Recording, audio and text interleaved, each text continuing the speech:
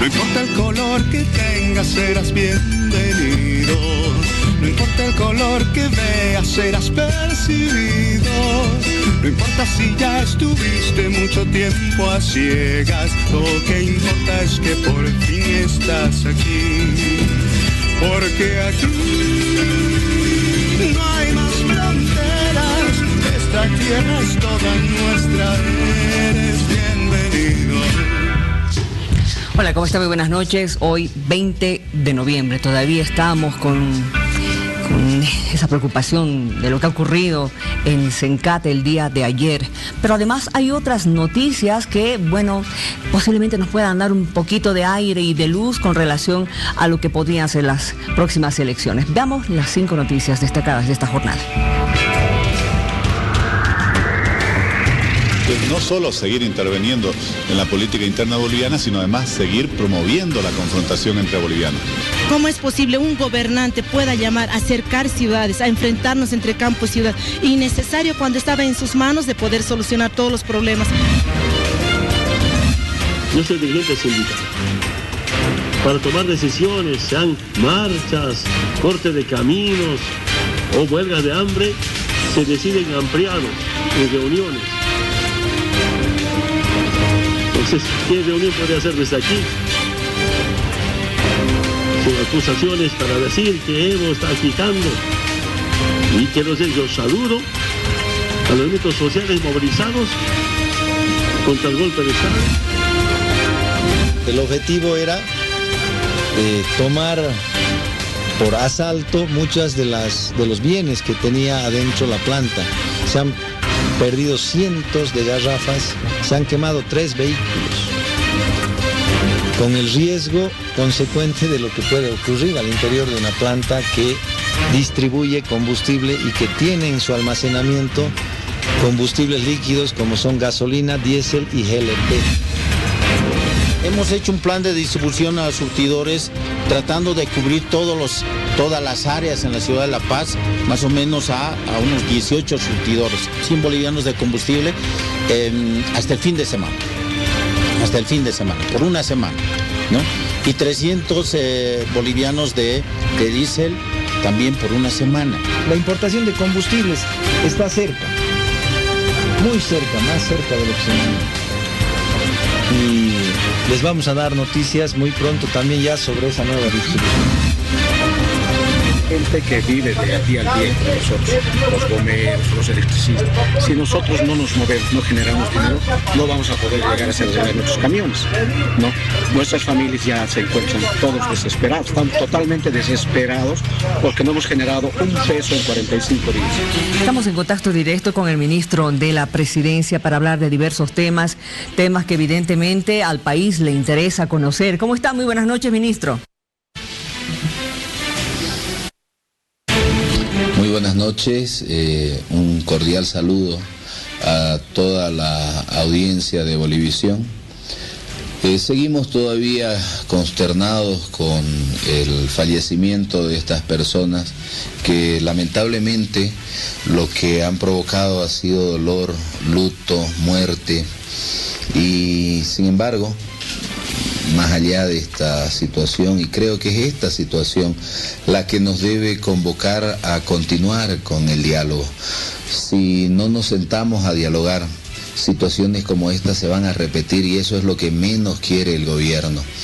Por esa razón, durante el día de hoy hemos mantenido insistentemente la posibilidad de continuar con el diálogo, la posibilidad de estar todavía sentados al torno de una mesa en el cual podamos ponernos de acuerdo y sobre todo lograr la pacificación del país. ¿Cómo están tocando justamente este tema con relación a la población del Alto? Después de lo que pasó ayer, la planta de Sencata también, ¿cómo la van a resguardar? Es decir, hoy han anticipado ya diversos sectores en el Alto de que van a radicalizar sus medidas de presión. Perdón, no la escuché muy bien. ¿Cómo me dijo? No se preocupe. Nos preocupa un poco el hecho de que en el Alto hoy hayan anticipado de que van a radicalizar sus medidas de presión después de lo que ocurrió el día de ayer. ¿Cómo están haciendo para justamente llegar a la población del Alto? Bueno, en realidad lamentamos mucho la decisión de radicalizar las medidas. Al parecer hace demostrar que no existiría voluntad para el diálogo. En ese sentido es que nosotros hemos insistido el día de hoy, hemos mantenido reuniones con algunos movimientos sociales, aún del Alto, sí, para lograr que estos movimientos logren bajar a las bases y sobre todo exhortarles al diálogo para que evitemos un mayor derramamiento de sangre, que no haya ningún tipo de provocación, esperamos que no haya ningún tipo de enfrentamiento, sabemos que se ha convocado una marcha para el día de mañana y que esta marcha se desarrolle dentro de los marcos de la pacificación. Ministro, ¿qué van a hacer ahora para resguardar la planta de Sencata? Bueno, en realidad es necesario resguardarla. Ese resguardo de las entidades públicas corresponde a las Fuerzas Armadas. En este caso, creemos que son empresas estratégicas y deberían ser resguardadas por las Fuerzas Armadas, pero obviamente no es lo mismo sacar a las Fuerzas Armadas a la calle que resguardar el patrimonio nacional. Esperamos que no se entienda como un acto de provocación, todo lo contrario. Más bien queremos, en aras de viabilizar este diálogo, esta concertación, inclusive entre los puntos que abordamos con la Central Obrera Boliviana, que todavía no hemos logrado suscribir el compromiso, pero uno de los puntos en los que avanzamos es en el compromiso del gobierno de poder dejar sin efecto el decreto supremo que ordena a las Fuerzas Armadas salir a la calle.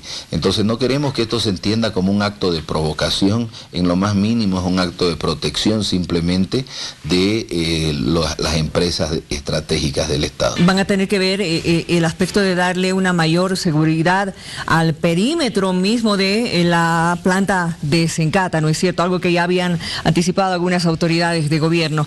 Pero también nos interesa saber, ministro, ¿cuándo se van a suspender los bloqueos para que la gente ya pueda transitar libremente por las carreteras de nuestro país? Ay, ¿sabe qué? A mí me encantaría tener esa respuesta. Me gustaría decirle, ¿sabe qué? Mañana en la mañana prácticamente ya no va a haber ningún bloqueo. Mañana en la mañana se reinician todas las actividades normales. Mañana en la mañana vamos a tener una convocatoria a elecciones con una fecha definida. Mañana en la mañana ya el país empieza a recobrar su normalidad. Me encantaría decir eso, pero lamentablemente no podemos. Y tenemos que ser responsables y no podemos ni siquiera dar un aproximado, porque no depende de nosotros, depende de la voluntad que tengamos ambas partes al diálogo. Hemos dicho, el gobierno tiene plena predisposición, tiene plena voluntad de llegar al diálogo.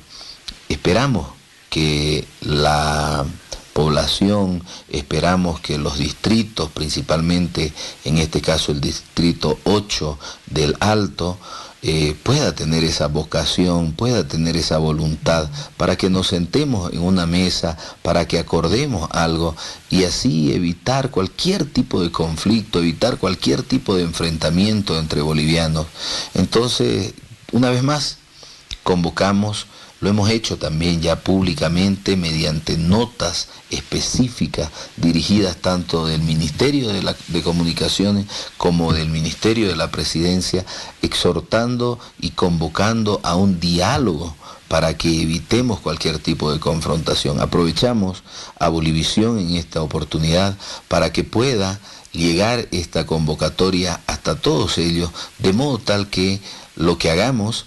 Exactamente, y mientras tanto usted ha hablado acerca de la convocatoria y bueno, hoy la presidenta ya ha recibido ese proyecto de ley de régimen electoral transitorio. En el Senado también ya se ha sacado un proyecto que prácticamente dicen lo mismo, con la única y pequeña diferencia es de que la transitoria de la cual ha hablado la presidenta Áñez ya está marcando un tiempo, 15 días para la elección de los vocales del tribunal. En realidad eso es lo que necesitamos Si queremos darle normalidad al país, si queremos darle normalidad a la ciudad del Alto, tenemos que empezar pues por casa, ¿no? No nos olvidemos que el gobierno en realidad es también el gobierno ejecutivo, el gobierno legislativo, y deberíamos ponernos de acuerdo en el legislativo para que de una vez por todos lancemos esta ley. Nos parece que el legislativo no se ha percatado que mientras más tiempo tarda en dictarse, en promulgarse esta ley, mayor es el riesgo social. Creo que el legislativo debe asumir el compromiso del rol histórico que está viviendo en este momento, en sus manos también. Y digo también porque no quiero que se malinterprete para decir que es el único responsable, sino que también está la responsabilidad de evitar conflictos. Bueno, la Asamblea hoy ha estado trabajando intensamente, esperemos hasta más tardecito tener alguna novedad ya para que se pueda tener por lo menos una idea más clara con relación a esta convocatoria de elecciones, quizás el día este jueves o el viernes. Ojalá, es lo que más esperamos, confiamos y tenemos fe y esperanza que si llegamos a tener una ley que establezca una fecha para la convocatoria, yo creo que paulatinamente la violencia, la tensión, la presión social va a empezar a disminuir. Muy bien.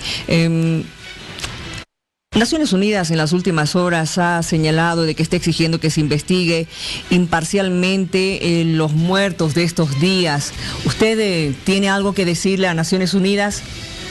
No, evidentemente Naciones Unidas es un observador internacional, es una entidad internacional que simplemente nos hace recomendaciones, sugerencias, y estamos completamente de acuerdo con Naciones Unidas.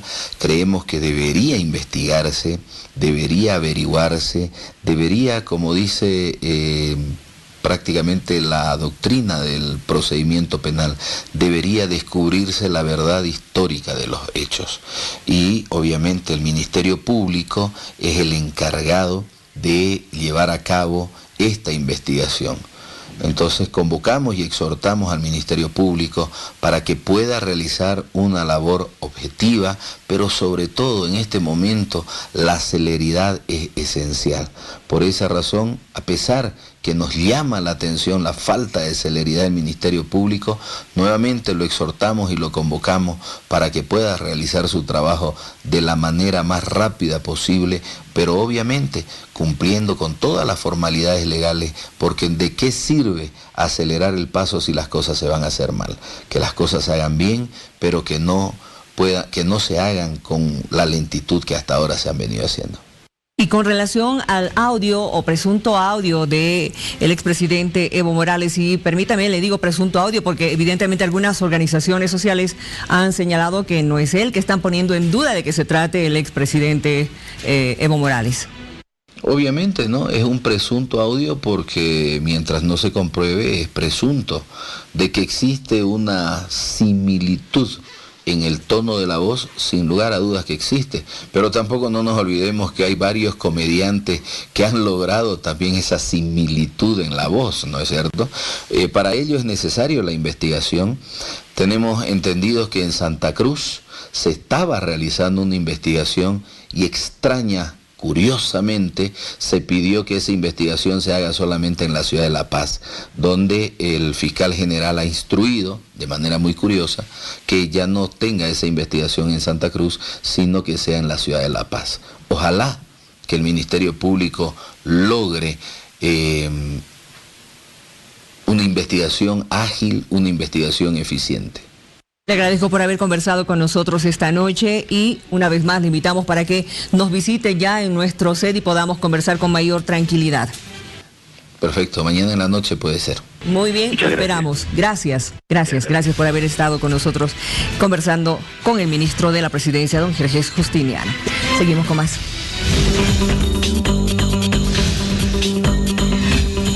La Aerolínea Estatal Boliviana de Aviación y la privada Amazonas se sumaron al puente aéreo hasta ahora realizado por la Fuerza Aérea, que busca abastecer de alimentos a El Alto, La Paz, Oruro, Potosí y Sucre, ciudades afectadas por los bloqueos de carreteras. El ministro de Obras Públicas, Servicios y Viviendas, Yerko Núñez, posesionó a André y Jorge Bonadona Quiroga como nuevo gerente ejecutivo de la empresa estatal de transporte por cable Mi Teleférico. El representante de la Cámara Agropecuaria de Cochabamba informó que durante los días de conflictos y bloqueos, la pérdida de los pequeños avicultores es de más de 260 billones de bolivianos.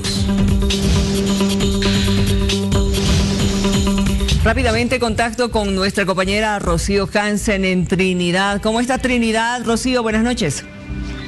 Buenas noches, Miriam. Buenas noches a todo el país.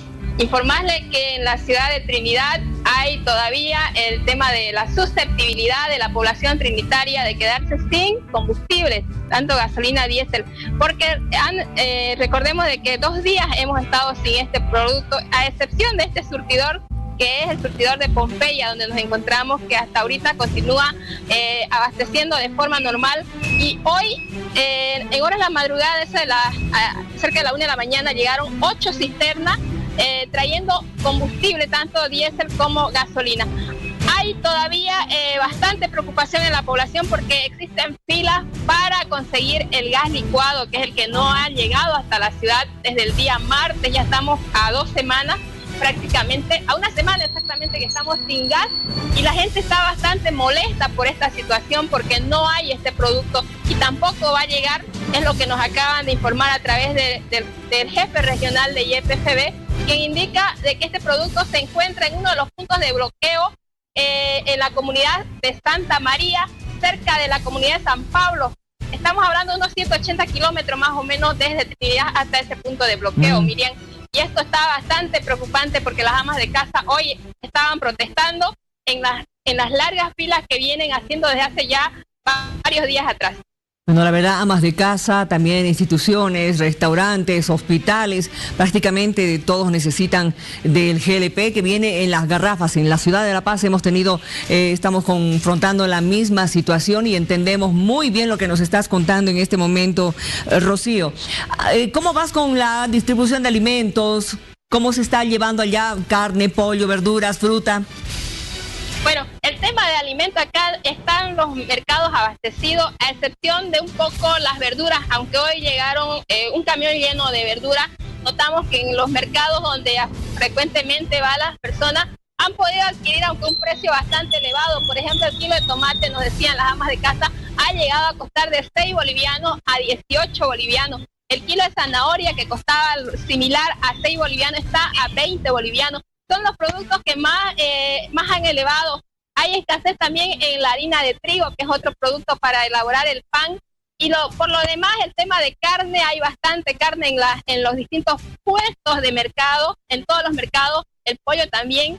Sería nomás el tema de verduras un poco y de fruta, algo, porque en realidad tenemos, vamos a ser sinceros, la población de Puente San Pablo está proveyendo de lo que concierne un poco a frutas y un poco a verduras que ellos también cultivan en esta región, que estamos entre frontera con Beni y Santa Cruz. Muy bien. Y con relación al clima, ¿cómo estamos? Porque ayer Santa Cruz estaba diciendo que tenían una alerta por la subida de las temperaturas. ¿Cómo estamos en el Beni? Bueno, estamos similar, te comento de que aquí está la temperatura desde muy tempranas horas, está entre 28 y 30 grados, incluso llega a unos 36 grados a partir de las 11 de la mañana hasta las 3 de la tarde, y después empieza a bajar, pero no es mucha la diferencia. El calor es insoportable, sinceramente te digo, increíble, pero bueno, así es nuestro clima. Estamos en época que precisamente ya conocemos, que son 6 meses de época de calor y 6 meses de época de lluvia, que por cierto ya se nos viene también la temporada de lluvia a partir de diciembre, y también esto es algo que preocupa a los ganaderos porque ellos deben de estar ya tomando las precauciones para que su ganado no sufra en el tema de las inundaciones, Miriam. Que cada año nos hacen sufrir con este tema, ¿no es cierto? Las inundaciones que azotan al Beni. Me imagino que bastante humedad también están sintiendo con este calor.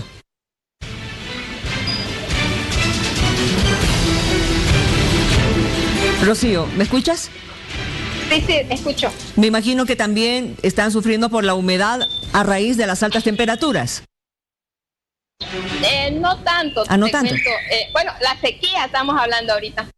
hay bastante sequía en los cultivos, hay bastante sequía para los ganaderos también, que están construyendo lo que le llaman aguadas acá para poder retener la poca cantidad de agua que existen en cada uno de sus puestos ganaderos para poder abastecerse hasta que pase esta temporada seca y recibir la época de lluvia, que lamentablemente es un factor que a ellos también en cierta manera no les favorece, porque también hay algunos lugares que son bajos y estos tienden a inundarse, y bueno, ahí es donde se pierde también bastante ganado en este tema, Miriam. Seguramente. Gracias por haber conversado con nosotros esta noche, Rocío. Mañana nos volvemos a contactar para ver cómo está la situación allá en el Beni. Muy buenas noches. Estamos ya en contacto telefónico con la diputada Shirley Franco, en vivo, perdón.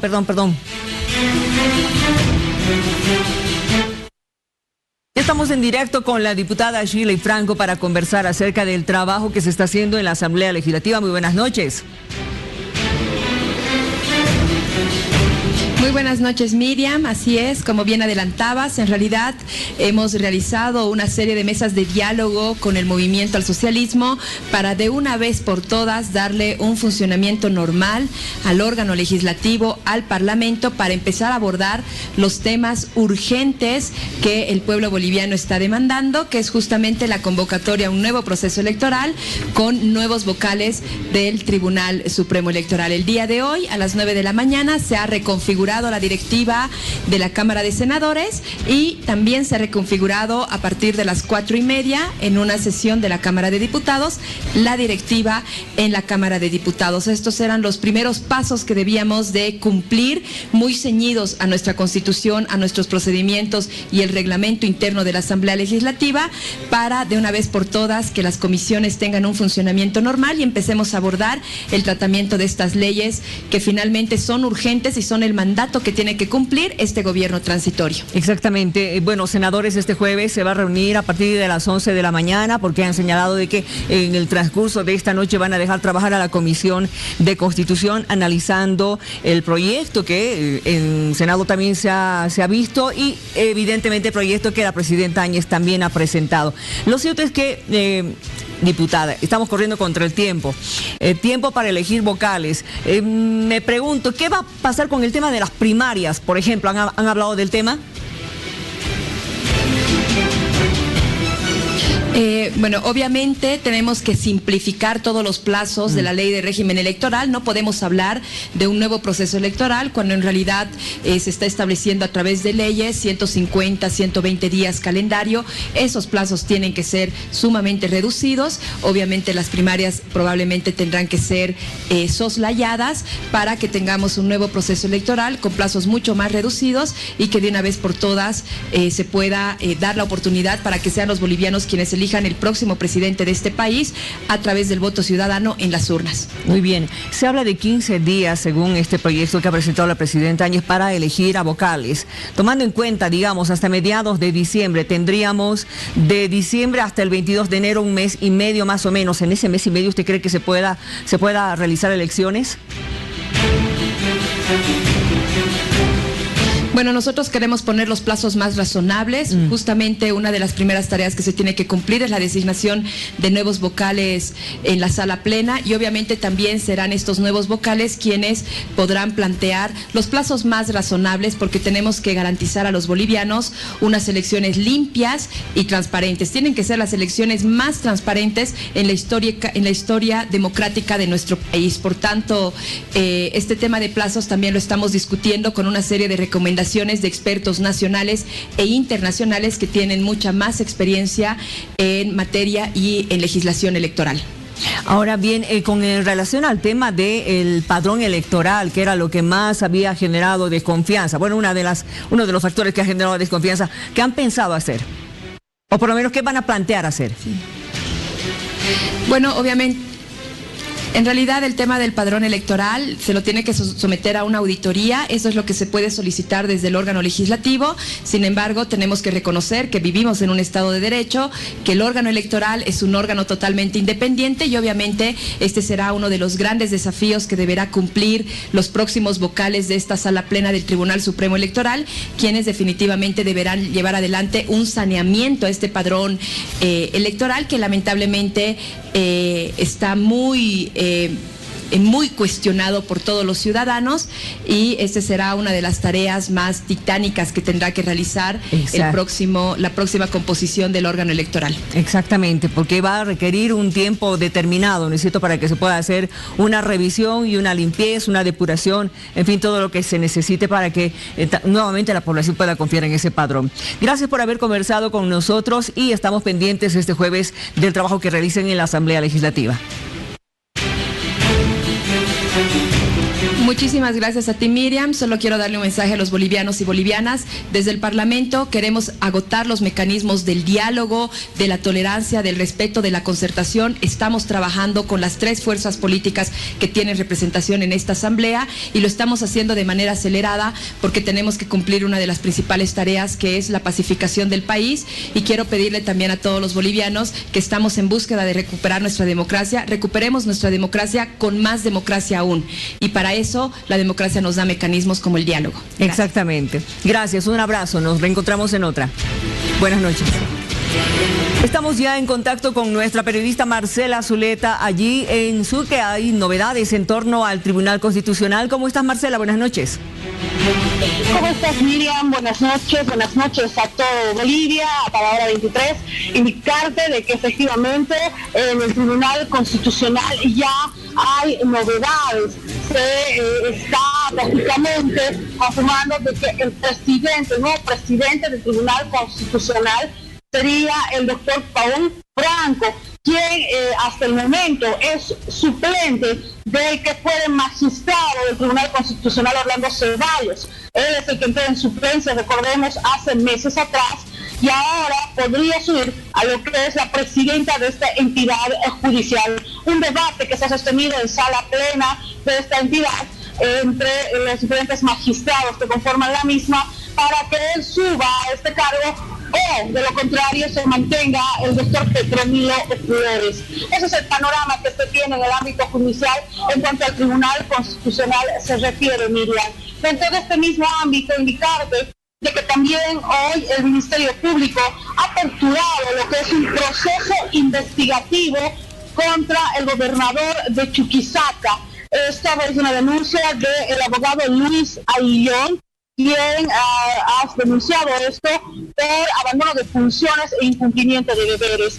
Él sería notificado a declarar el viernes 22 del presente mes ante esta instancia.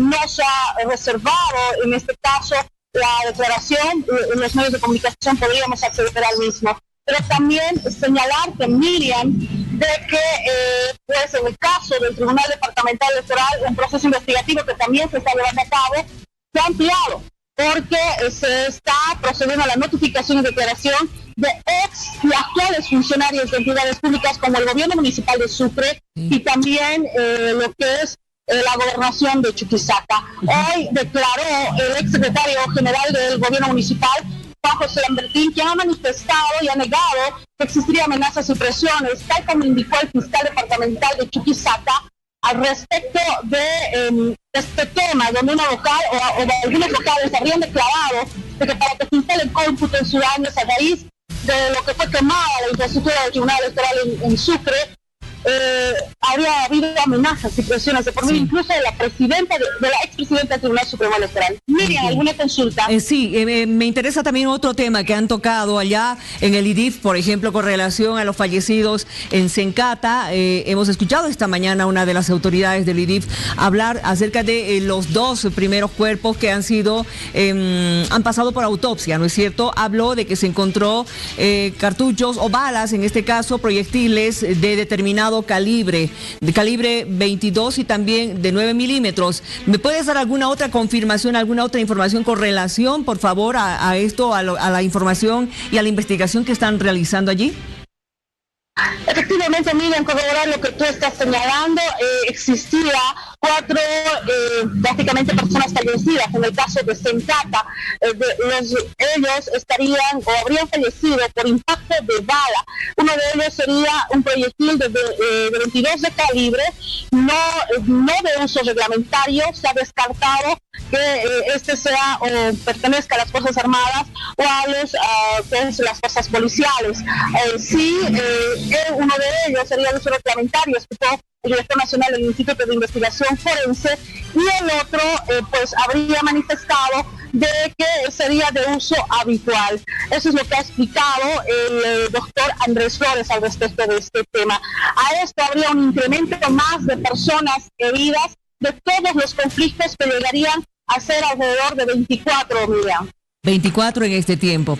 Gracias por la investigación y por la noticia que me estás dando con relación a este tema. Ya para ir despidiéndonos, Marcela, ¿cómo está la situación de la población con relación a la distribución de alimentos? Dime si está ya con tranquilidad o es que tienen algún problema. Por el momento existe, te podría decir, una tensa calma, Miriam. Hoy autoridades policiales y efectivos se han trasladado hasta uno de los puntos donde se encontraban bloqueando los sectores campesinos. Afines al movimiento al socialismo, no se ha tenido que usar la fuerza, solo se ha procedido a un diálogo, han procedido al desbloqueo y hablamos entre el tramo Sucre-Potosí, que habrían desbloqueado para hacer el paso precisamente de los alimentos, de las personas que también requieren viajar hasta lo que es la Villa Imperial o trasladarse de igual forma a Sucre. Se ha procedido en horas de la tarde, se ha solo dialogado. Sin embargo, este sector, recordemos, ha manifestado de que los bloqueos continúan en otros puntos. Son 3 que están prácticamente informados, están bloqueando diferentes ingresos y salidas de Chuquisaca. El desabastecimiento en los centros de abasto aún continúa, Miriam. Bueno. A ver, esperemos para mañana cómo va la situación de este gobierno. Están insistiendo en poder dialogar con todos los sectores que en este momento todavía mantienen bloqueos y que se encuentran en conflicto. Gracias, Marcela, por haber conversado con nosotros y un saludo grande a toda la población chuquisaqueña. Vámonos a una pausa, por favor. Color que tengas serás bien.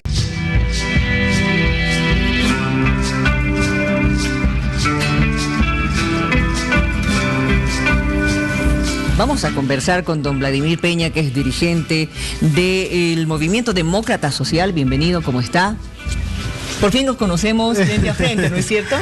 Sí, bueno, siempre hemos estado a través de la pantalla y de la tecnología que ahora acerca, pero siempre es un placer enorme conocerla personalmente a usted, así que, y bueno, estar aquí en Bolivisión, en La Paz, así que muchísimas gracias por todo. No, gracias a usted más bien, porque podemos conversar un poquito más, en forma más amplia con relación a todo lo que se está haciendo para poder de una vez sacar adelante la convocatoria para las nuevas elecciones. ¿No es cierto? Usted ha estado hoy día reunido con el ministro de Justicia, el que le ha entregado justamente este proyecto a la presidenta.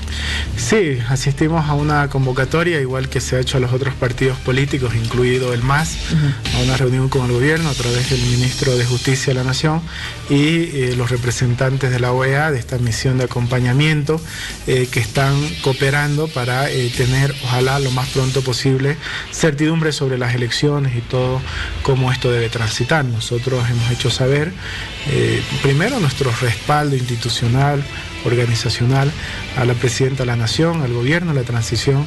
Creemos que todas las fuerzas políticas, independientemente de la representación parlamentaria que tengamos o lo que hayamos obtenido en las anteriores elecciones, todas las fuerzas políticas creo que es importante que podamos transmitir nuestro apoyo a la presidenta de la transición para resolver esta dura crisis que está atravesando el país.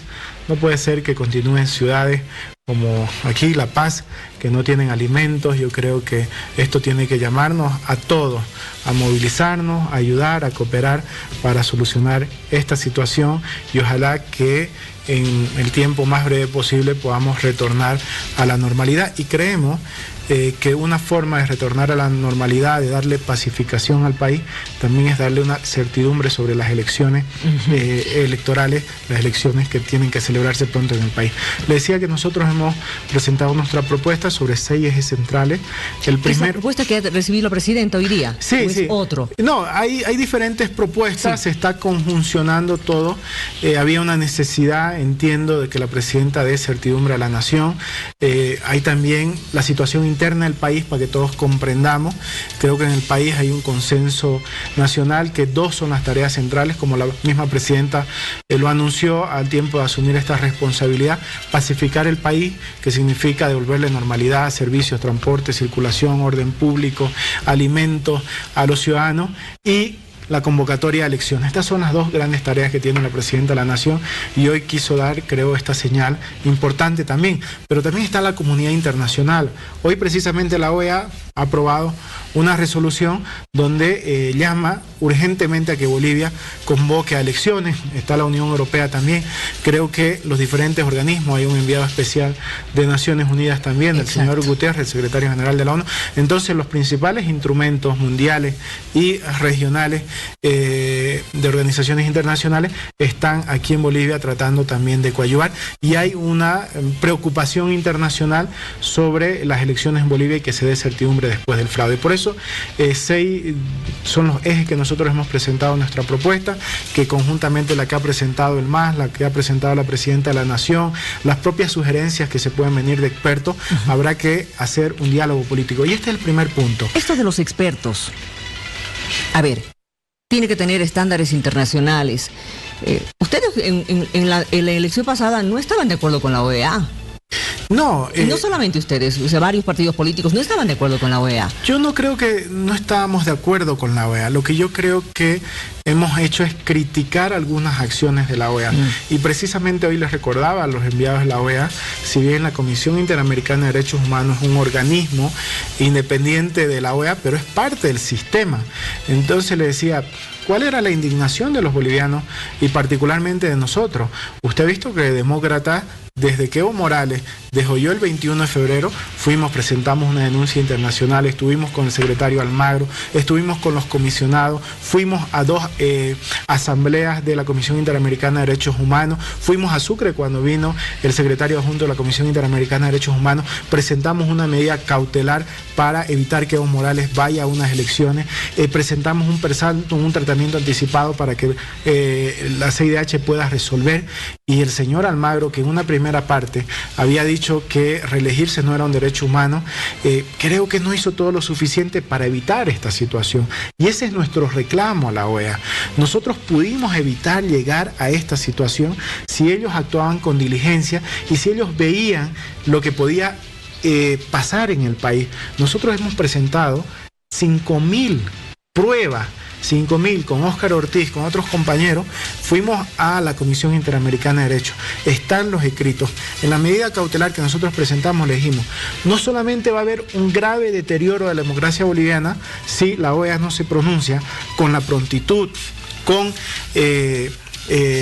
lo que tiene que dictaminar antes de las elecciones, sino que también hay un riesgo inminente de que haya una convulsión social en el país. Lo hemos dejado por escrito. Ese es nuestro reclamo a la OEA, pero también reconocemos la OEA, el acompañamiento que siempre ha hecho a las elecciones en el país, ya, y particularmente la OEA fue fundamental en el 21 de febrero, lo dijimos públicamente, las misiones electorales de la OEA tienen un alto valor técnico, y creo que hay una acumulación, no solamente de Bolivia, de todos los procesos electorales en la región, que desperdiciar ese apoyo de la OEA creo que no sería saludable para este momento crítico. Y le digo esto porque la población mucha confianza tampoco le tiene a la OEA después de todo lo que ha pasado, ¿no es cierto?, en estos últimos meses, y en ese sentido no creo que sea la OEA solamente la única institución que debería estar vigilando, resguardando, observando lo que vaya a pasar en las próximas elecciones?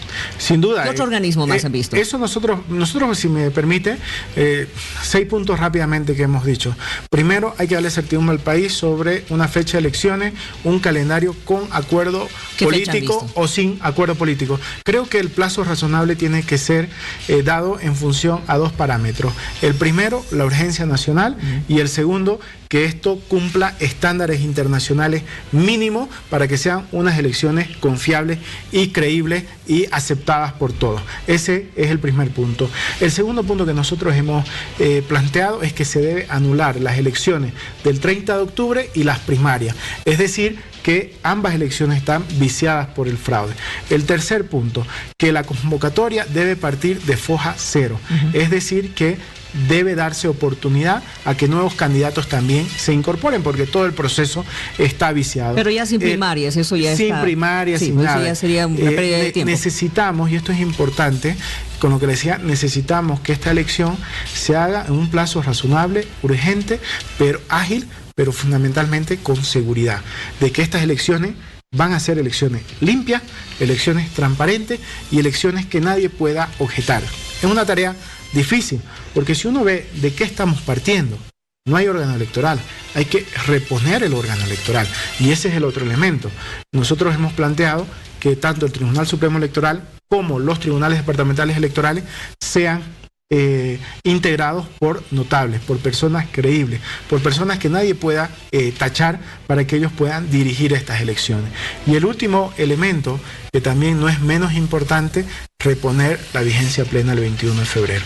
Creo que esa movilización ciudadana que se ha dado en todo el país, en Santa Cruz, en La Paz, en el norte, en el sur, en las ciudades, en el campo, esa movilización extraordinaria de parar 21 días en este país, de que la gente salga voluntaria y espontáneamente, creo que lo mínimo que se merece todos esos ciudadanos que han peleado por la democracia es que se respete su voto el 21 de febrero y que demos una señal, la clase política, inequívoca, de que nunca más un líder político va a poner su ambición por encima de la Constitución y la soberanía popular. Por eso nosotros hemos planteado que se reponga la plena vigencia el 21 de febrero.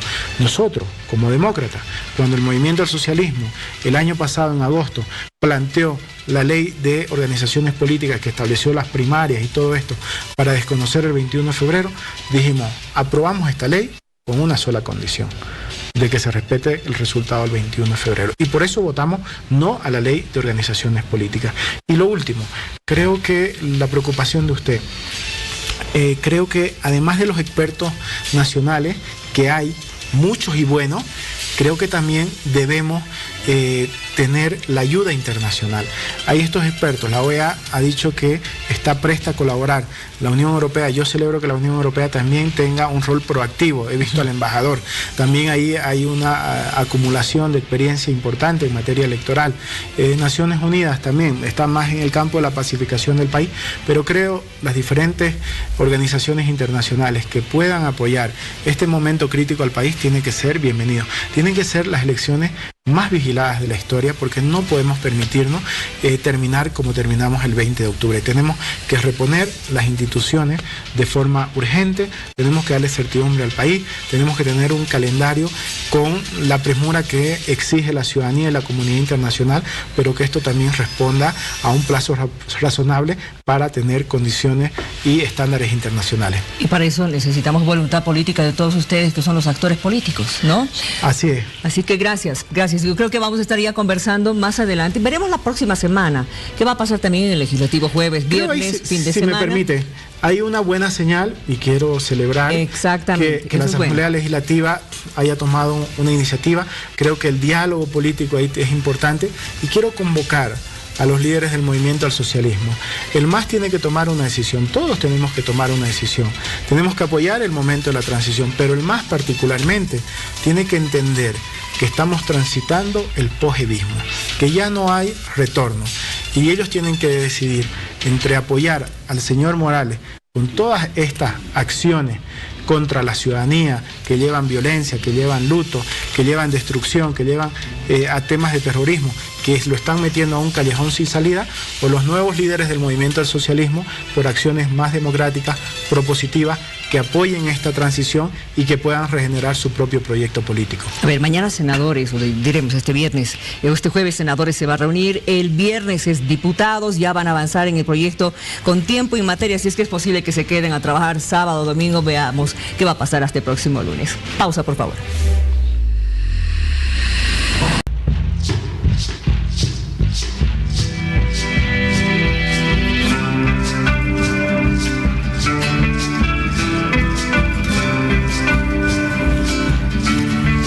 Lo que ha pasado ayer en Sencata nos ha hecho realmente imaginarnos lo que pudo haber pasado, gracias a Dios no fue, pero a partir de lo que ocurrió justamente el día de ayer hay que ver qué medidas se pueden tomar a futuro para evitar esperemos que nunca pase una tragedia. ¿Cómo está, don Guillermo? Estamos esta noche con don Guillermo Torres, exministro de Hidrocarburos de la época de don Carlos Mesa, experto petrolero. A ver, muchas gracias. ¿Cómo lo ha visto ayer el problema en Sencata cuando se dijo que estaban queriendo agredir la misma infraestructura de la planta? Bueno, yo retrocedí al año 2003, a octubre del 2003, porque hubo muchas cosas que fueron similares al 2003, ¿no? Cuando no se permitía justamente que se baje combustible. Dos cosas muy importantes y que fueron terribles fueron el derrumbe del muro. Exacto. Se derrumbó el 2003 y se derrumbó ahora. Y el otro problema es que en 2003 tiraron una bomba molotov a los tanques, al área de tanques. Felizmente que no llegó a un tanque y pudo ser apagada rápidamente, ¿no? el fuego. Ahora tenemos el caso de que también cae el muro. Y bueno, muchos se preguntan, ¿no? Dicen, ¿por qué esa tragedia? ¿Por qué 6 muertos? ¿No? ¿Eso se justifica? ¿No se justifica? Desde ningún punto de vista se justifica una muerte, ¿no? Pero yo me pongo en el contexto.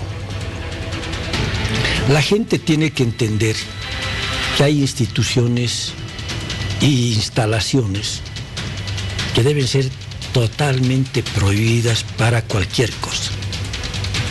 Que si alguien quiere asediar o quiere hacer algo contra esas instalaciones, está cometiendo un delito, y un delito de lesa humanidad.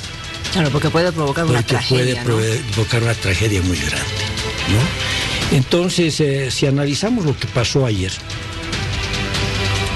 hay una serie de muchachos que empiezan a empujar el muro. Para mí no está muy claro por qué con tanta facilidad se cayó el muro. Pero bueno, si ellos tenían el propósito de hacer caer ese muro, estaban dejando totalmente al descubierto y, digamos, desprotegidas a esas instalaciones. Si adentro había una fuerza, las fuerzas del orden, como la policía o las Fuerzas Armadas, precisamente estaban ahí para proteger las instalaciones. Esa gente no creo que haya esperado que hagan caer un muro. Ellos estaban adentro para salir en un determinado caso si las cosas se hacían afuera. Pero ver caer un muro, estando tanto peligro, tantos tanques, tantas esferas de gas, que en cualquier momento podían explotar. ¿A qué atendían? ¿Había personal de seguridad de la planta que podía atender el incendio o la explosión, o todos tenían que correr? Y ellos, frente a un grupo de gente, ¿qué hacían? A veces se actúa instintivamente, no se tiene el tiempo de poder pensar. Y menos cuando ve toda una turba, claro, que nadie sabe si puede sacar una pistola o lo que sea y armar. Cuando han tenido la valentía o la osadía de tirar un muro y poder tener la posibilidad de entrarse, las fuerzas que estaban ahí para cuidar dispararon. Y eso es una pena que han habido esos 6 muertos, pero es mayor la pena de que gente, además que habían gente que estaba incrustada, que estaba mimetizada entre los grupos.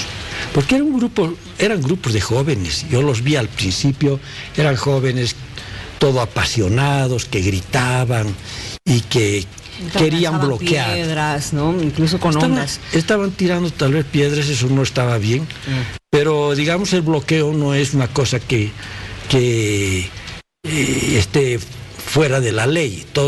La gente tiene derecho de protestar, perfecto. Pero cuando va a llegar a un extremo como atacar instalaciones o tirar un muro, entonces ya se tienen que saber cuáles son las consecuencias de ese hecho, ¿no? Ahora bien, hay varios aspectos que hay que analizar en este momento. Uno, el hecho de que la planta se encuentre en Sencata, primero, porque ya escuché esta mañana uno de los ministros, justo el ministro de Hidrocarburos, que dijo habría que pensar en trasladar del lugar la planta, quizás a través de ductos, porque constantemente hay este riesgo, ¿no?, de que se nos bloquee la salida de la gasolina y el gas licuado de petróleo, ¿no es cierto? Primera cosa. Segunda cosa, el perímetro de seguridad de la planta de Sencata no ofrece seguridad como tal. Claro, bueno, en realidad esta mañana yo hablé de ese tema, me preguntaron. Sencata fue construida en los años 70. Yo participé como contraparte de una empresa norteamericana que ganó por licitación en los estudios de una planta que esté ubicada en un lugar, digamos, óptimo, estratégico. Y ahí sí se escogió esa zona. Que en ese momento no tenía... Pero en esa zona era... desolado. Era pampa, claro, como decimos vulgarmente. No había nada, no existía la ciudad del Alto en esa zona, estaba mucho más allá. Entonces, obviamente, se vio la posibilidad de hacer ahí la planta, que llegue el poliducto para dejar ahí los productos y utilizar otras plantas de almacenaje satélites que podían ir a los grandes barrios de La Paz. Una en Miraflores, era otra, me acuerdo que era cerca del gran cuartel del Estado Mayor, después otra había en la zona sur. Y llevar por poliductos desde luego subterráneos, los combustibles desde la planta Sencata. Ese era un plan. Pero después se vio que se decidió hacer solamente la planta de Sencata. Ahora bien, en esa época no había un problema, porque había mucho espacio de las áreas habitadas. Pero con el tiempo, cuando aparece algo, aparece una carretera, y eso pasa al lado de la carretera que va a Oruro. Sí.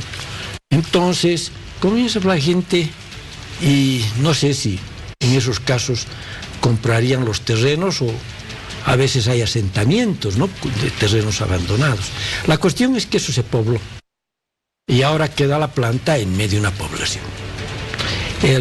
Las esferas de gas, una de ellas queda a 90 metros de las primeras casas de un barrio y al otro lado a otros 100 metros de las casas. Y eso es un peligro muy grande. Ahora, ayer cuando se hablaba de que estaban intentando atentar contra las esferas, uno rápidamente se acuerda de lo que ha pasado en 1984 en México, ¿no? La tragedia. En México y en China ha habido otro terrible. Y otro terrible. A ver, veamos por favor algunas imágenes de lo que pasó el 84 en México, en San Juanico, la tragedia de San Juanico, para que ustedes más o menos se den cuenta de la magnitud y del peligro que hay en torno justamente a que hay una explosión de ese tipo.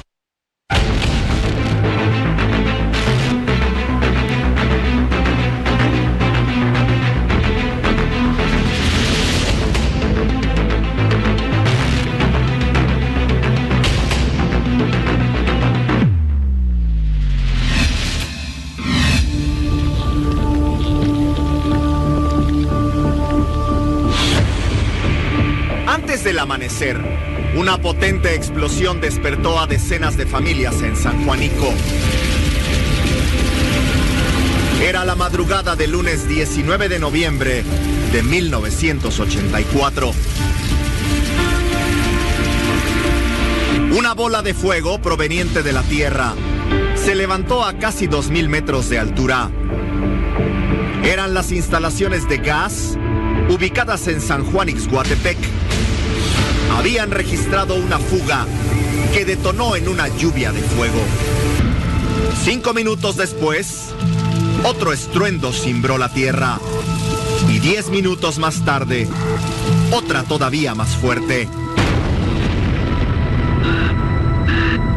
Durante los siguientes 50 minutos, se registraron más de 10 explosiones en toda el área. 40 cilindros de gas, algunos enteros y otros hechos pedazos, salieron volando contra las casas, dentro de un radio de casi 1 kilómetro. Los que pudieron salieron de sus hogares, sin poder imaginar que las calles serían el lugar más peligroso para refugiarse.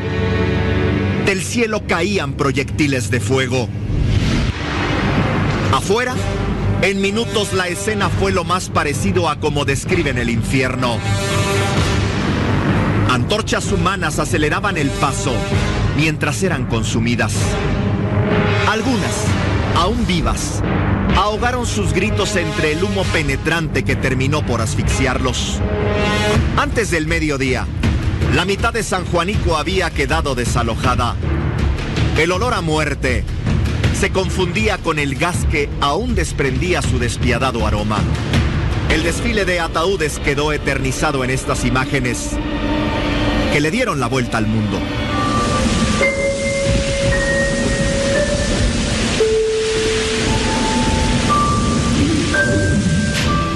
Justo un día como ayer en San Juan Ixhuatepec, en México, como pasa el tiempo, ¿no? Esa tragedia ha matado entre 500 a 600 personas, porque no se tiene un dato exacto. Más de 2000 heridos de aquella tragedia. Y cuando usted me dice que ahora estamos con una planta de gas licuado de petróleo en medio de la población, tan cerca de casas, tan cerca de barrios, también yo creo que hay que ponerse a pensar, habría que hacer algo para evitar cualquier desgracia. Hay dos posibilidades. ¿Cuáles? Una, trasladar la planta de Sencata. Y si se la traslada, habría que tomar en cuenta también los problemas sociales que pueden haber y todos los... porque eso no se tomó en cuenta en esa época, ni tampoco se podía pensar, porque eran otras épocas, estamos hablando de hace 20, 30 años atrás. Y más, 40.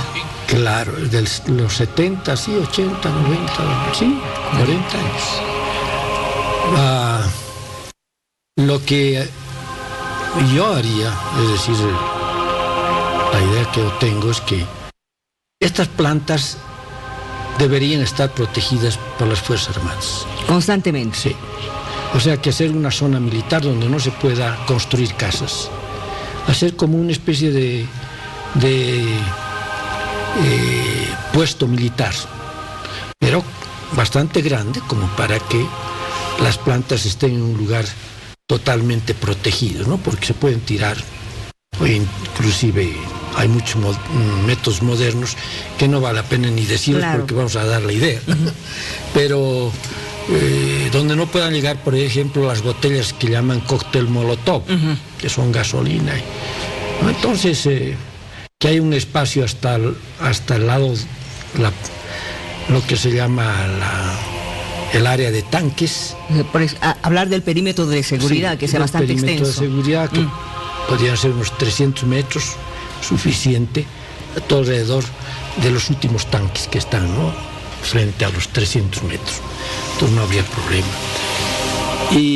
Pero eso de nada sirve si es que cuando yo tuve que ver como superintendente el 2003, me llamaba la empresa que en esa época era la que tenía el servicio en Sencata, y me dijo: señor superintendente, han tirado el muro y estamos desprotegidos. Por favor, que vengan las fuerzas a respaldarnos. O sea que tampoco estaba resguardado por no, esta vez sí estaba, pero en esa oportunidad no. Estaban solos los trabajadores, el gerente.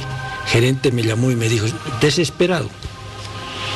Entonces, es muy importante que tengan el resguardo constantemente militar cerca, ¿no? Además, ¿qué estamos hablando? Estamos hablando de un interés nacional. Es una empresa estratégica. Que no queremos que hayan muertos y heridos del país. Y aquí podrían haber mucho más, porque lo que ha habido en San Juanillo puede ser de acuerdo a las características que era esa zona. Aquí depende de la densidad de la población en los barrios que están aledaños a la planta, depende de la cantidad de combustible que hay en esa planta. Si hay el doble o el triple, el problema es muchísimo más grande, ¿no? Entonces, aquí no podemos decir exactamente qué es lo que pasaría, pero sí sería una tragedia nacional muy grande. Estarían enterrando a miles de personas muertas, ¿no? Y en el caso ahora, como se ve, donde está Sencata en este momento, es un poco complicado hacer ese perímetro de seguridad. No se puede. Imposible. O se traslada, o se expropia y se da a las personas lugares iguales o mejores a los que tienen ahora. Y darles, bueno, si tienen casa, hay que darles con casa. Pero todo eso es mucho menos el costo, no solamente en vidas humanas, que es muy grande. Una planta como Sencata está por encima de los $200 millones, ¿no? Por encima, fácilmente. Entonces, invertir en dejar un área libre puede ser beneficioso para la planta y también para la población. Y para la población. Ahora, viendo el problema que estamos teniendo ahora, de que se encuentra bloqueado, de que no se puede traer combustible hacia la ciudad de La Paz, ¿esa idea de los ductos es posible hoy en día? ¿Ductos para la ciudad? Sí, podía ser.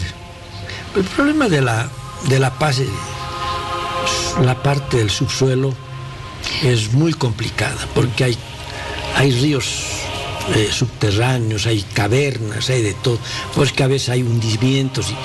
Podría provocar algún problema en los ductos. Pero teniendo en cuenta esta segunda experiencia que tenemos, Yacimientos tendría que hacer ahora hacer un estudio bueno, estratégico, de ubicación. Sería bueno eso porque tienen que expandir la capacidad de la planta. Imagínense que esa planta la tengan que duplicar en capacidad, porque la demanda interna ha subido en los últimos 20 años, se ha duplicado. Hace 20 años el consumo estaba más o menos por unos 18, 17 mil barriles por día. Hoy día han superado los 40.000, 45.000 barriles por día. Y ojo que encima importamos grandes cantidades de diésel. O sea, el consumo nacional de combustibles está entre 45 y 55 mil barriles por día. Entonces, y eso tiene que almacenarse, ¿no? Nos quedamos con la idea de que realmente Yacimientos tiene que hacer nomás un buen estudio para ver de qué manera, uno, puede resguardarse en Cata y dos, también mejorar la producción para beneficio de la población. Correcto. Gracias por haber venido. Gracias por las ideas que usted está dando y también el análisis con relación a este tema. Vamos a ver cómo está el país. Comenzamos por Oruro con nuestra querida compañera Janet Martínez. Janet, tenemos buenas noticias. ¿Cómo está el panorama en Oruro? ¿Cómo está, Miriam? Muy buenas noches. En la ciudad de Pagador poco a poco va mejorando el panorama. Sin embargo, déjeme comentarle que en el cruce Huanuni, en la carretera panamericana que une a la ciudad de Oruro con el resto de departamentos como es Sucre, Potosí, Tarija, está bloqueada en este sector. Ese es el único punto que se ha registrado de bloqueo, que se tiene conocimiento por parte de tránsito. Pero sin embargo, también ya en horas de la mañana se ha tenido una larga reunión por parte de todos los ejecutivos, los presidentes de las diferentes, lo que son cooperativas mineras del departamento de Oruro, donde han dado a conocer bastantes resoluciones. Entre ellas es la más importante, las que nos han dado a conocer, es que de una vez la Asamblea Legislativa Plurinacional puedan sesionar y así de una vez poder convocar lo que es la directiva del órgano electoral plurinacional para que ellos tengan la tarea ya de convocar a una nueva elección. Sin embargo, en la ciudad de Oruro, los orureños, las orureñas tienen la fe y la esperanza de que la situación en el país pueda mejorar. Ese es el panorama y también lo que se tiene en la ciudad del Pagador, Miriam. A ver, esperemos hasta mañana el trabajo del Senado, de la comisión que está revisando ahora el proyecto que ha presentado la presidenta Áñez y también otro senador. Vamos a ver qué pasa hasta mañana y ya estaremos nuevamente en contacto. Janet, gracias y buenas noches. Muy buenas noches, Miriam. Vámonos a una pausa, pero enseguida seguiremos viendo qué pasa en el país.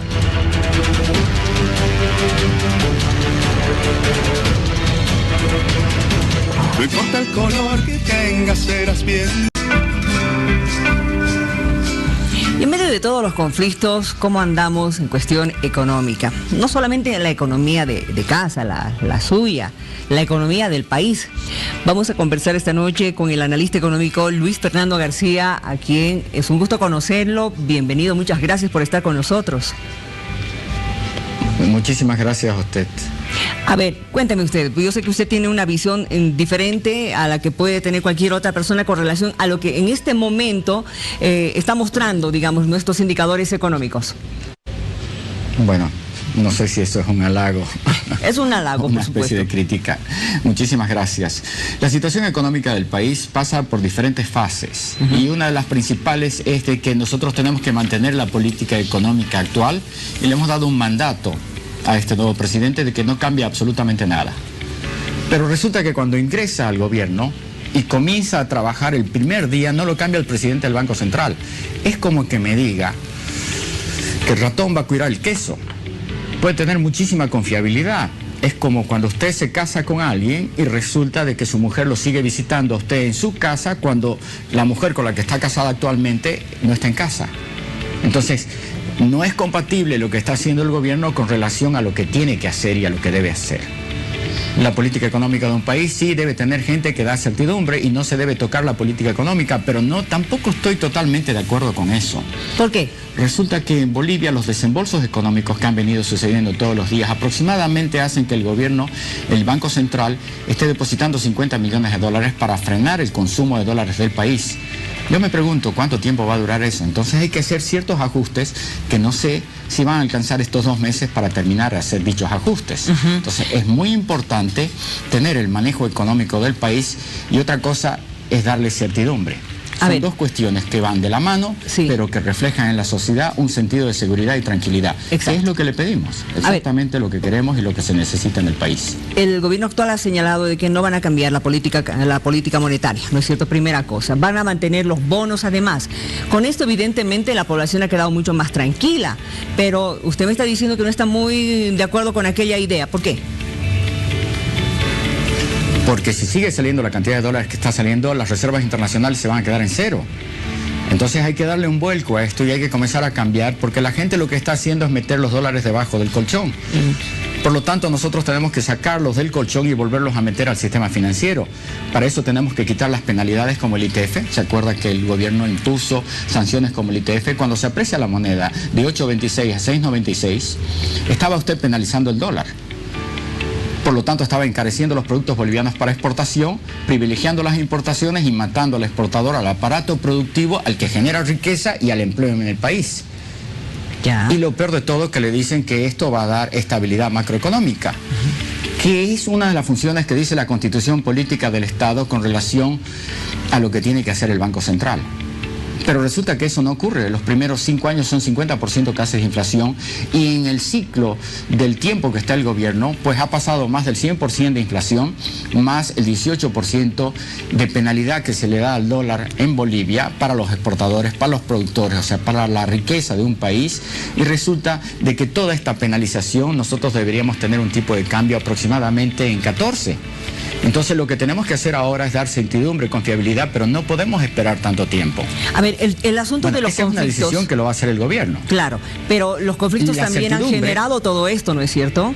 La inflación ha sido también generada por los conflictos, los bloqueos, la falta de alimentos, la especulación. No, la inflación es generada a partir de la bolivianización, porque cuando usted me aumenta el costo de producción del aparato productivo de Bolivia, lo que me está haciendo es traer inflación al país. Adicionalmente, usted si se fija los indicadores del INE tiene 50%, que este año los han cambiado, han vuelto a modificar los indicadores del INE de los años anteriores, no sé cómo han hecho eso, y ahora parece que obviamente las estadísticas tenemos un 35 o un 40% de inflación. Bueno, eso es normal del gobierno anterior, que haya modificado todos los valores y las tasas estadísticas. Pero olvidándonos de eso, la política económica de este país siempre va a necesitar ajustes, mucho más cuando llegamos a fin de año y mucho más en un proceso de transición. Obviamente nadie quiere tocar nada porque ese no es el mandato. Claro. Pero lo que tenemos que hacer es despenalizar al dólar, quitar el ITF, ya, bajar el encaje legal y hacer que los dólares que están debajo del colchón en este momento vayan a ser parte y soporte de la actividad económica de este país. Hay que volverlos al banco y eso debe ser inmediato. Ese aspecto que usted me está mencionando en este momento, de que las personas están sacando dólares del banco para guardarlos debajo del colchón, también dice algo, ¿no es cierto?, por parte de la población. Pero por supuesto le está diciendo que no hay confiabilidad. No solamente confiabilidad en el anterior gobierno, en lo que está pasando, en la estabilidad social y política que tiene este país, sino adicionalmente la creencia de que el dólar va a subir inmediatamente y nosotros vamos a perder los ingresos económicos si no lo transferimos a otra moneda, a una divisa del exterior. Como consecuencia de eso hemos sacado los dólares, seguimos sacando y metiendo debajo del colchón. Lo que tenemos que hacer es devolverlos al sistema financiero inmediatamente. Y para eso tenemos que bajar el encaje, pedirle a los bancos que paguen un poquitito más, que no lo pueden hacer en dólares, para que la gente sienta confiabilidad y nuevamente retorne esos dólares de su casa y los vuelva a colocar en el sistema financiero. Eso es muy importante para darle confiabilidad. Muy bien. Y este es un momento en que la confiabilidad está en entredicho.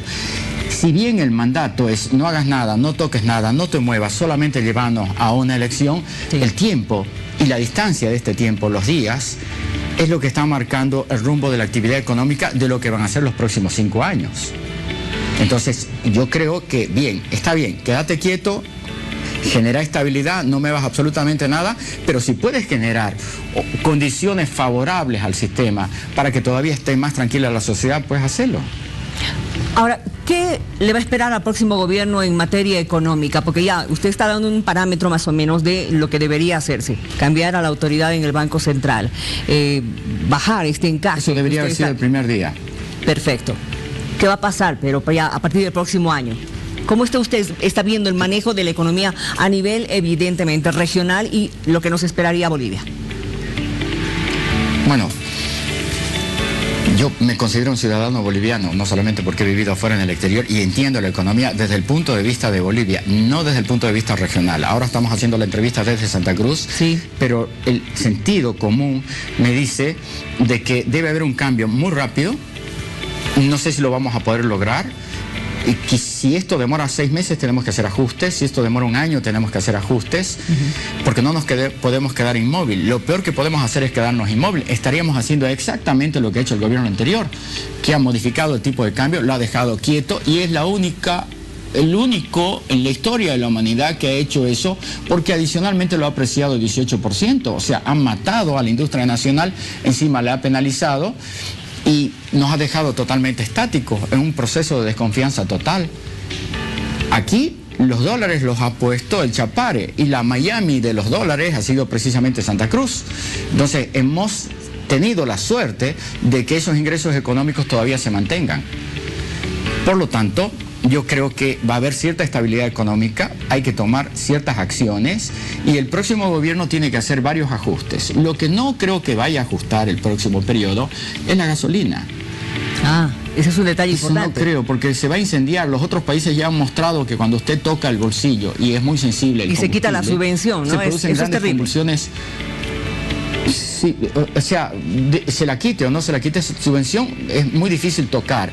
Y si se lo va a tocar tiene que ser absolutamente gradual, pero tiene que hacerse una política de sensibilización, de confianza. Por eso el próximo ministro de Economía tiene que tener la certeza, la confiabilidad, la solidez y la decisión de poder tomar políticas económicas acertadas, como por ejemplo la cambiaria. Si lo va a cambiar, no lo puede cambiar de la noche a la mañana. No podemos cometer el error que han cometido los anteriores gobiernos, por ejemplo, el error del señor Macri. Cambia el tipo de cambio habiendo una cantidad de moneda nacional circulante que ha producido una inflación que Argentina no la puede frenar hasta hoy en día. Entonces, para hacer ese tipo de movimientos, lo que usted tiene que quitar es circulante. Entonces ahí comienzan las protestas de carácter social, porque las empresas con 21 días de paro acá, con 45 días de paro en Potosí, con unos 20 días de paro en La Paz y Cochabamba y otras regiones del país, entonces la empresa privada todavía está temblando. No sale del shock y todavía no ha terminado el proceso de inestabilidad, ni económica ni social. Entonces, el próximo gobierno se va a ver ante una gran incertidumbre, va a tener que tomar decisiones duras y no sé si van a ser tan populares como lo que uno cree. Lo que sí se le va a pedir a la sociedad, si está bien sensibilizada, si hacen bien las cosas, si luchamos contra la corrupción, si achicamos la cantidad de ministerios que tenemos que achicar, si modificamos la base impositiva, no solamente la penalización de la base impositiva, porque la Constitución Política del Estado dice que los impuestos deben ser progresivos. Siempre hemos vivido en regímenes regresivos, es decir, el IVA que usted paga, lo paga alguien que gana 100 pesos o que gana $1 millón. O los impuestos a las utilidades, pagamos el 25%, ya sea que usted gane 1.000 bolivianos o que gane $1 millón. Eso está mal. Eso fue cambiado hace 250 años. Después de Waterloo, estamos hablando de 1816, después de Waterloo, se modificó el sistema impositivo en Inglaterra porque se dieron cuenta que lo que estaban haciendo, estaban cobrando absolutamente mal. Nosotros seguimos cobrando, entonces vamos a tener que modificar, vamos a tener que cambiar, vamos a tener que simplificar, porque el sistema impositivo boliviano todavía sigue siendo no solamente ortodoxo, sino malo, penalizador. Porque cuando la economía se cae no hay nada que lo sustente, porque los impuestos siguen siendo regresivos, o sea, te siguen cobrando, aunque estés a punto de quebrar, el 25%. Y si llegas a quebrar, te penalizan para toda la vida. Entras a la AFI y no sales más, a la central de riesgos. Entonces, tenemos que cambiar. En Europa hay países que te penalizan durante 3 meses y es automática la despenalización. Entonces, hay mucho trabajo que tenemos que dar para generar estabilidad, generar crecimiento económico, pero hay que darle confianza primero al consumidor, porque el consumidor es el que determina la actividad económica de este país, porque es el que genera los empleos y obviamente la rentabilidad de un país. ¿Y dónde queda eso de que nuestra moneda es fuerte con relación a otras? Bueno, es la barbaridad más grande que pisa la tierra. Cuando una moneda es fuerte usted no puede vender. Cuando una moneda es débil usted puede vender, genera utilidad, genera ganancia, genera riqueza, se agranda el aparato productivo de un país y por lo tanto se convierte, pongámoslo así, en un parámetro disociante. La relación de Estados Unidos la China se convierte en la China. Y la China baja su precio, comienza a inundar los productos en el mercado y se vuelve la potencia económica más grande que tiene la tierra. ¿Qué quiere ser usted? ¿Un Haití o quiere ser una Bolivia pujante en crecimiento económico? La bolivianización no tiene nada que ver con una postura política. Fue un sistema de dominio. Y la gente no quiere entenderlo.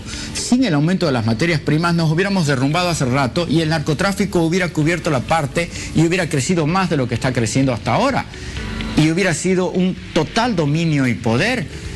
La gente ha entendido más o menos mal, ha pensado que es el cansancio a la democracia, la quema de 6 millones de hectáreas. No, acá se jugaba la vida democrática de un país y los ingresos de los ciudadanos.